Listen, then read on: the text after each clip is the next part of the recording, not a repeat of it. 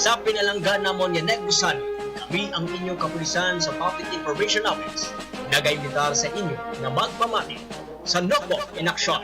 Mabatian kada Domingo nga adlaw, alas 3:30, tugtob alas 4 sang hapon.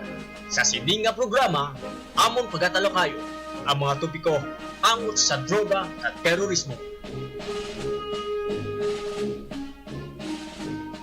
Action! Radio! Ako ang simula.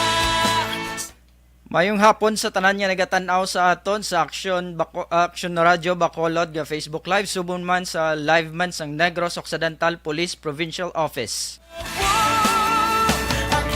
Sa ngalan sang aton nga Acting Provincial Director Police Colonel Leo B. Pamitan, subong man sa iya nga Deputy Provincial Director for Administration Police Lieutenant Colonel Wilfredo Abordo. Sa ngalan man sa iya nga Deputy Provincial Director for Operations Police Lieutenant Colonel Nazer P. Canha. Sa Chief sang aton nga Police Community Affairs Development Unit Police Major Jigger Jimeno. Subong man sa aton nga hepe sang Public Information Office si Police Lieutenant Judicis Catalogo.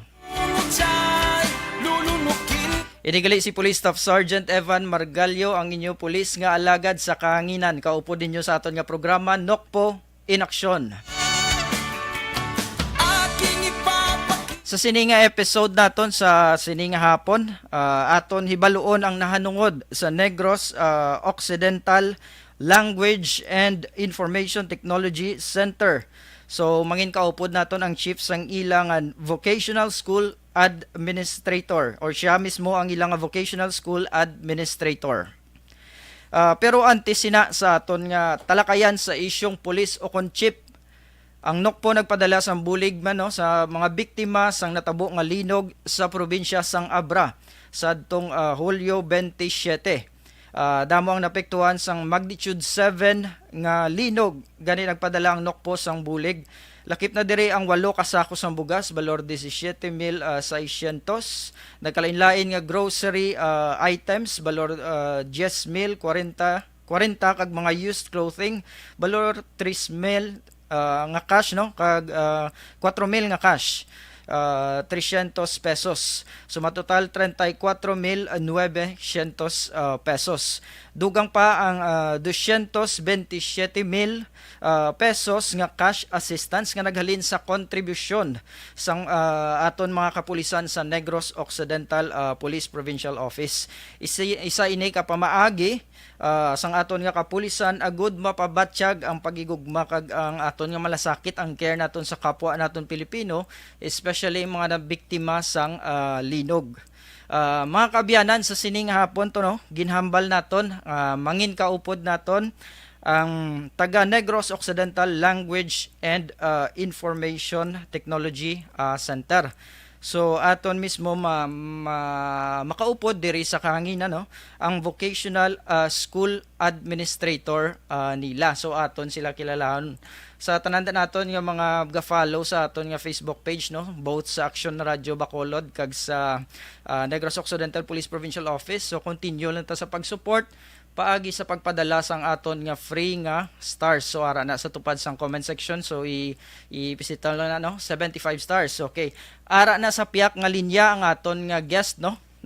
Obdinyo ko sa pag-abi-abi sa aton bisita sa sining nga hapon si Dr. Maria Cristina Orbisido, ang Vocational School Administrator.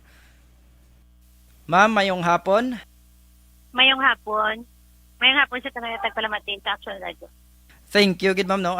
Madamo gid nga salamat sa pag-upod diri sa aton nga programa Nokpo in Action agud mapakilala naton ang aton nga ginatawag naton opisina or agency. Yes ma'am, sa panugod nato no. Pwede ka bala ka pakilala ma'am sa aton nga mga tagpalamati? Yes, saliwat pa yung hapon sa aton nga mga tagpalamati. Ako gali si Dr. Tina Orbisido, ang Vocational School Administrator sa Negros Occidental Language and IT Center. Ang NOLIC, isa ka technical vocational school na ginudumala sa provincial government ng Negros Occidental. Okay, so namit lang to ni Ma'am ang knowledge C. So isa ini ka ng project Ma'am, no? Isa siya ka talatapan under sa Office of the Governor sa Provincial Government ng Negros Occidental. Yes, Ma'am. So ang knowledge C unique ini Ma'am sa aton nga Negros Occidental Province. Yes, very unique ang knowledge C. Isa siya sa mga best practice sa aton nga probinsya. Mangod diri sa Visayas, kita lang ang may amo sini nga sahi sang talatapan. Nga nagapatigayon sang vocational training nga naka-focus din siya sa IT BPO sector. Yes, Ma'am. So nang reach gid ang aton nga BPO sector, so ang business processing or process outsourcing naton nga nga economy diri sa Negros Occidental, so flourishing. Amo ina nga may ara kita sang knowledge C. So bali amo ina nga aton nga main gid nga mandato, Ma'am. Yes, ang main gid naton nga tinutuyo before ni siya din put up ang knowledge C, gintukod din isang 2008 anti sinigin tukod nagsugod ang provincial government sang pag-develop sang mga programa nga maga-support sang nagasugod man nga industriya sang IT BPO diri sa aton probinsya.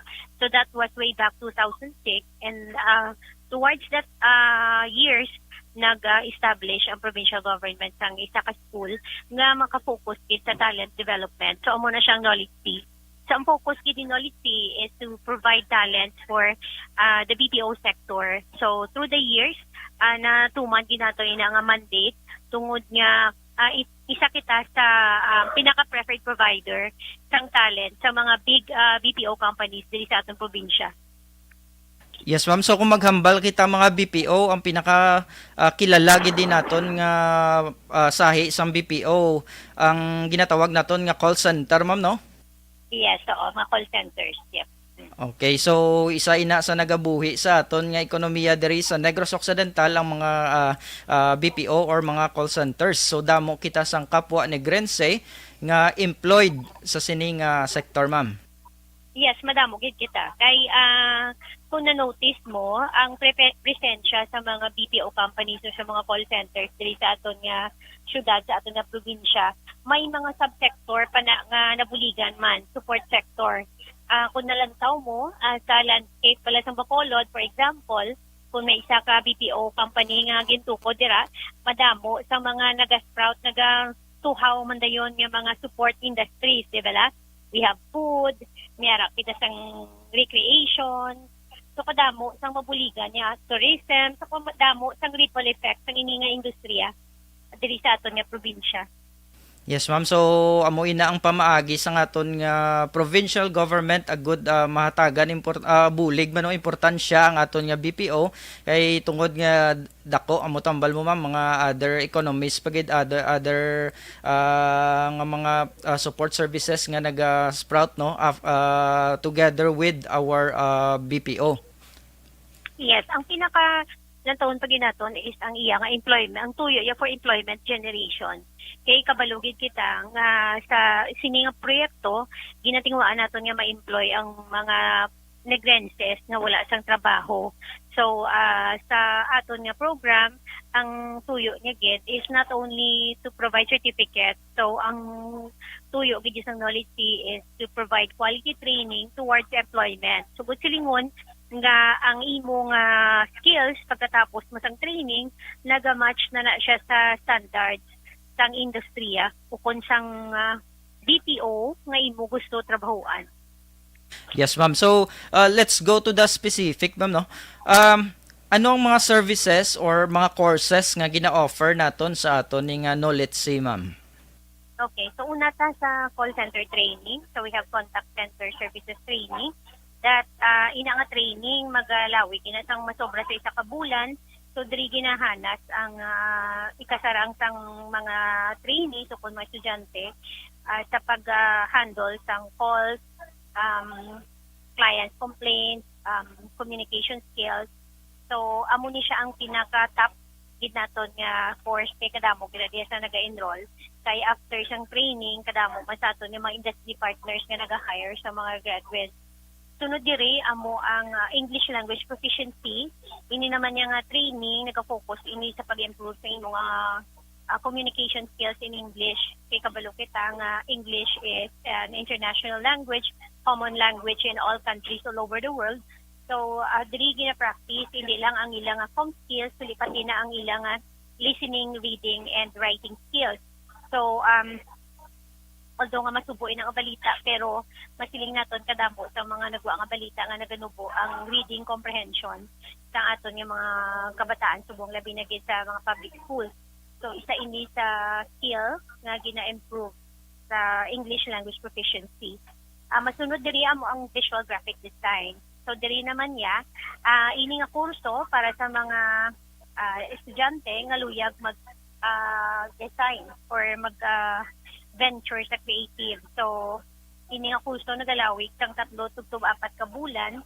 Sa diin ginatuluan naman sila mag-design sang for example sang mga logo, brochures, flyers, posters.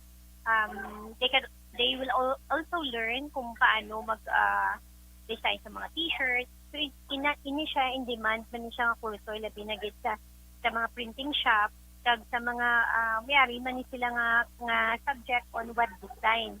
So ang web design isa man sa mga in demand subong nga kurso labi na gid na tungkol sa pandemic nagtaas na gid ang demand sa mga graphic artists or web designers.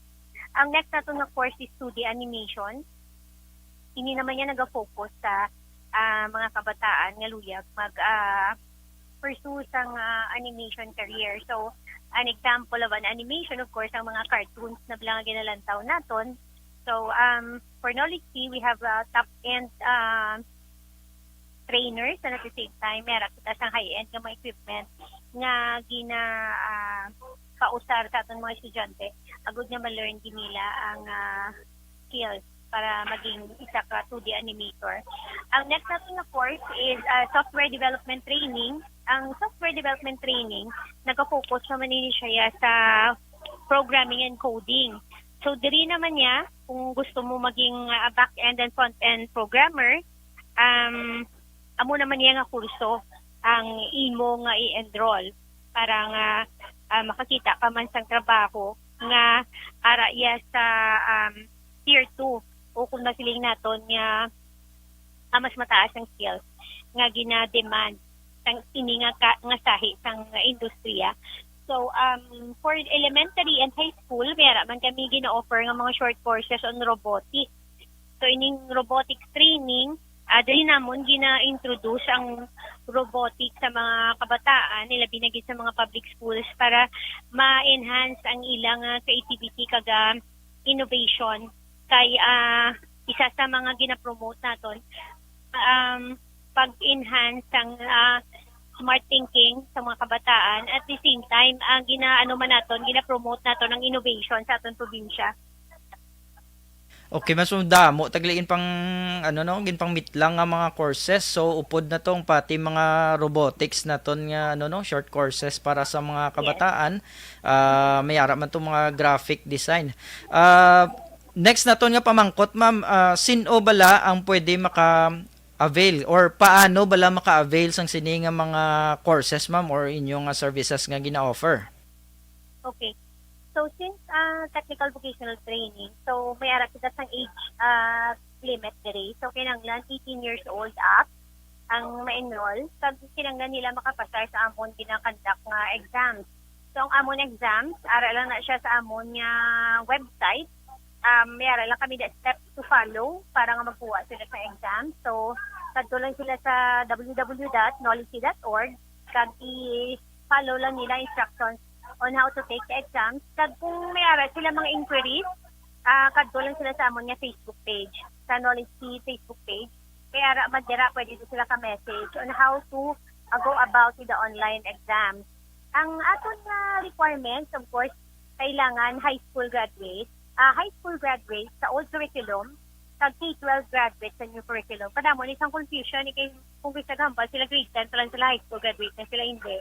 So kung magsiling kita high school graduate, ang high school nga nag-graduate before sa implementation sa K-12. So kung nagtuka ka sa implementation sa K-12, ang gina-require na mo is K-12 get nga graduate. Okay, so pwede man ang mga college dropout, pwede man nagabaton na kami sa graduate sa ALS, Alternative Learning System. Importante meron lang gid sila certificate nga graduate sila sa high school.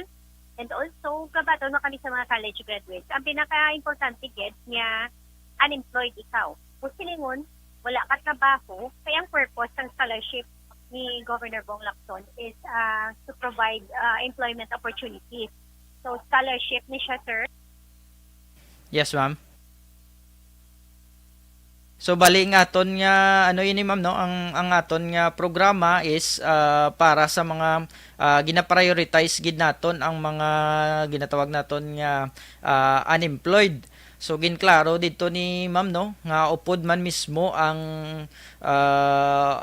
kaupod man sa pwede mag-avail no ang humalin sa mga senior high graduates sa new curriculum, pero sa old curriculum mga high school graduate, subong man mga undergrad no way nakagraduate sa college, pwede man mag-avail kag subong man pwede man ang mga ginatawag naton nga college graduate. So gina-prioritize, one of the criteria nga para i-prioritize no sa maka-enroll sa sining nga mga programs nila is ng unemployed. So bali ang rasyonale yan gali para buligan pagid kita no, hatagan pagid kita sang kaangay nga advantage para maka-land kita sang ginatawag naton nga obra. So nagbalik na si ma'am kay nautod si ma'am no. Yes ma'am. Yes, sir. Yeah. Oo. So, I was, gina-explain ko kanina ang qualification. So, amo na siya kung high school graduate ka, K-12 graduate, ALS graduate, pwede man, ang college dropout, even college graduate nga unemployed, pwede get. So, amo na siya, kailangan taga Negros Occidental ka para maka-avail ka sa programa. And at the same time, kailangan wala ka sa ikasarang. Kung silingon nara kada sa mga middle class, kay kung may kasarang imong pamilya, hindi mo na lang pagkuhaon ng scholarship. Kay scholarship ni siya, so silingon para ni sa mga deserving nga kabataan. So kung may kasarang ka man niya mag-enroll sa knowledge, pwede gid nagabaton ni kami sang mga enrollees nga may kasarang, mabayad ka lang sa imong tuition. Ang mga hindi kasarang, amo ginatagana mo sang priority, sir. Yes ma'am, so ang scholarship naton para sa mga hindi nakasarang, so kung may kaya-kaya yan no, kaya naton nga mag-eskwela on our own, so may pambayad kita, pwede man kita ka-enroll, so maka-avail sa services sang Knowledge C. So Yes, again ma'am, ang requirement lang to is ang aton nga makakuha kita qualifying examination sa inyong website ma'am no? Yes, kag kinanglan makapasar ikaw sa qualifying examination. So for example, ang kuwaon mga kurso is animation. Ma-fill out ka lang sa online form, and then meron kami na-require sa imo nga mga portfolio nga dapat mo i-submit. Kay ang gusto ko lang i-clarify, sir, nga ang pag-enroll mo sa Knowledge C dapat naga-match ang imo nga need sa imo nga ang imo nga skill naga-match sa imo kinanglan nga training. So for example, kung hindi ka sagad mag-drawing, wala ka gidya skills in drawing, wala ka namang gina-recommend sa animation. Kaya kanugod lang sa imo nga training, hindi mo malang mapuslan. Kag again, mabalik kita sa purpose isang training is for employment. So dapat nga makakita ka obra after sa imo nga training. Yes ma'am. So ang aton nga certificate after naton, for example, ma-finish na naton ng mga short course, ang aton certificate pwede ni siya mapang-abroad ma'am? Pwede gid, sir. Kay tas registered man ang aton nga mga courses, so ang test ang certificate pwede mo ginamagamit. Yes ma'am. So antes kita magtakop ma'am no, gusto ko lang iklaro ang connection naton sa aton nga mga services. So paano again ma'am makabulig ang ining mga services ang aton nga Knowledge C para mabuligan ang aton nga ekonomiya nga makarecover from COVID-19 pandemic? Dako ang naging contribution sang sininga programa ni Gov sa aton nga recovery program for the pandemic. Tungod nga, kung remember mo before the pandemic, ang amon nga program is face-to-face. So, sang transition namon into the new normal, nag-deliver kami sa online training. since 2020. That was 3 months after the pandemic. Naging resilient si Knowledge C para nga maserbisyuhan git ang mga pumuluyo nga gusto mag-train kay nakabalo kita nga sang pagsugod sang pandemic kadamo isang nadulaan sang obra. So ang priority naton during the pandemic is to provide skills training para ma-bridge naton ang gap sa unemployment nga amo ginangin isa sa mga dako nga igo sang pandemya. And at the same time ang BPO industry amo ni siyang nagbulig man sa aton during the pandemic kay ini nga industriya wala ni sila naguntat mo damo sa mga companies nga nanira pero ang aton nga mga call centers nagpadayon sa gihapon pag-hire sa mga workers kag diri kita nakadako nga naka-contribute sa ekonomiya kay na-provide naton sang job opportunity sa aton nga mga graduates nakaubra sila sa mga call centers at the same time nakabulig sila sa ila pamilya. So napahagan-hagan ang gutom, ang kapigaduhon diri sa atong probinsya tungod niya kita sa employment opportunity na palayo sa kung ano man nga hindi nga maayo nga buluhaton ang aton nga mga pumuluyo tungod niya sila sang palangitan-an. May ara sila sang inubakal sa ila pagkaon, may ara sila sang ibulig sa ila pamilya. Kay nagataas pa lang sir ang krimen, ang hindi maayo nga buhat sa ating patuloyo kung wala sila. Wala sila sang kaunon, wala sila sa trabaho. So, nantaon naton amo na siya ang dako nga contribution sang talatapan sa Office of the Governor ang pag-provide sang training sa aton nga mga taga Negros, mga Negrense, agud nga mangin maayo ang ilang pagpangabuhi. Ilabi na gid nga gina-experience naton subong ang igo sang pandemya kag sang ang iban pa nga mga problema subong ang ginapangatubang sa aton nga probinsya, sir. Yes, ma'am. So, thank you, good ma'am, no? Nami sa imong mensahe, especially ang pag-connect mo sa crime situation naton. Kung wala employment, wala obra, wala sang inugawi ang aton nga mga kasimanwa, so dira man ga taas ang krimen. So, Yes. makita man na naton nga bisan sa statistics, no? Sa chimpos sang tiempos muertos, so dira ginabantayan namon kinagataas man ang crime rate naton, especially mga holdapanay kay Yes. wala mayo income. So with knowledge C, so ginabuligan para mas taas pa ang chance nga ma-employ ang aton nga mga kasimanwa. So mas mapamayo ang pagpangabuhi, mapanubo pagid naton ang krimen. Yes. So, amo na nga gina-invite namon sir ang aton nga mga tagkalamati nga mag-enroll kamo sa Knowledge C kay sa ini ka opportunity nga ang provincial government na nagahatag sa inyo. Ang iban nga ang mga talatapan like outside of Negros wala sang ini nga sahi sang proyekto. Ging kakakita sang proyekto nga tagaan ka scholarship, buligyan ka pa makakita obra. Kag ang scholarship dako ni siya nga bulig sa imo kay kung lang tawon mo kamo sa inyo nga hanay, mayara mo ka professional development, diba? Kag mo mismo nagabayad para sa dira, para sa upskilling, sa reskilling ninyo, pero iniya ang probinsya ang nagagasto para sa talent development. Kag kung lang tawon mo sir ang mga kurso ni namon dako ni siyang tuition fee. Kung ikaw lang dako ni invest mo. Galing tungod nga ang probinsya nagabulig ini tanan libre para sa mga pumuluyo, para sa mga constituents ni Governor Bong Lacson. Kag before ko gali malipat sir mayara makami sa mga sectoral nga training nga ginakandak Yes, sa amon nga mga partners kangay sa mga manunudlo nga kailangan nila mag-upskill. Kailangan nila lang mag-learn sang digital literacy. Nagakandak man kami na sir sa mga hanay sang AFP, PNP, barangay captain, mga barangay kagawad. So ang amon gid nga campaign is for inclusion and digital literacy. So ang mga sektor nga nagapangayo sa amon bulig gina-schedule ginanamon sir ang training para sa ila. Okay, so thank you gid ma'am no sa mga impormasyon nga ginhatag mo, gin-share nato no kag sa imo nga invitation sa mga courses offered ninyo. So again ma'am malag-in lang sa inyong www.nolitc.org. .org, yeah. Yes ma'am. Okay. So klaro na sa aton nga mga tagpalamati no. Malag-in lang ta dira kag makuha kita sang ginatawag nga qualifying examinations. Yes, oo. Kag kung meron sila mga questions, pwede gid sila ka-chat sa amon nga Facebook page, Knowledge C Inspire. Knowledge C Inspire ma'am. Yes.